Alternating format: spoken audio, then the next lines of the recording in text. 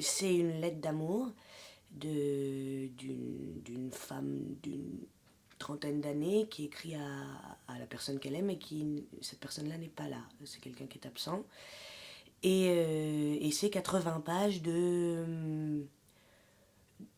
comment dire, où elle lui fait les reproches qu'elle a à lui faire, puisqu'il n'est pas là, elle se le permet, mais sur tout l'amour en général, c'est-à-dire lui il est écrivain aussi, donc elle lui reproche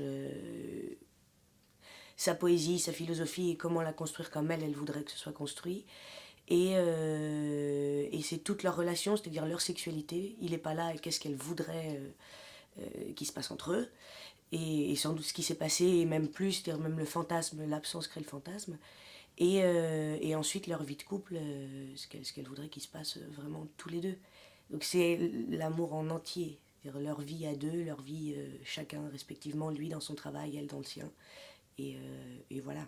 Et tout ça est mis en parallèle. C'est un texte des début 60 en Tchécoslovaquie, avec les textes de la Beat Generation, donc de l'autre côté du mur, où c'est pareil, c'est une révolution littéraire sur la poésie, la philosophie et la sexualité débridée de ce moment-là.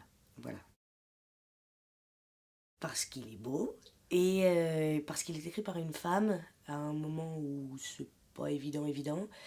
Et puis, parce que c'est le point de vue d'une femme, même la sexualité, tout ce qu'elle parle, qui est certes débridé, ça reste le point de vue d'une femme.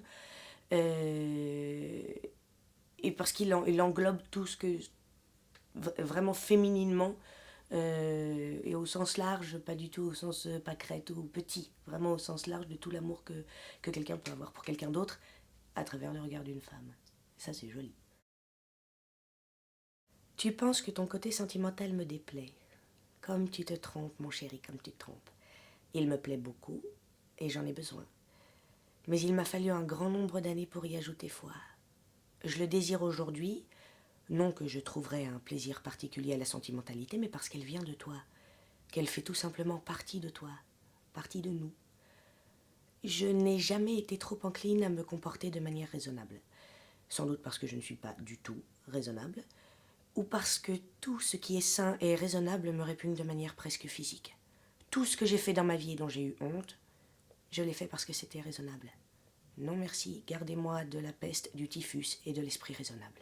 Le raisonnable, ce sont les affiches anti-alcooliques, la gestion d'État, les préservatifs et la télévision. C'est la poésie stérile qui sert la bonne cause. Pour l'amour du ciel, épargnez-moi le raisonnable. J'ai assez de vitalité pour en supporter plus que n'importe qui d'autre, mais le raisonnable me ferait mourir en moins d'une semaine de la mort la plus triste qui soit. Le raisonnable détruit en moi tout ce qui fait sens. Il m'ôte toutes mes forces, qu'elles soient physiques, intellectuelles, érotiques ou autres.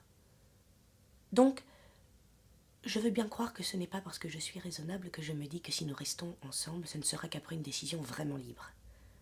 C'est parce que je n'ai pas une miette de cette vanité si respectée et honorée dans ce monde irrationnel que je ne sais pas me donner de limites. Ou plutôt que je refuse de m'en imposer. Elles ne sont pas de mon monde.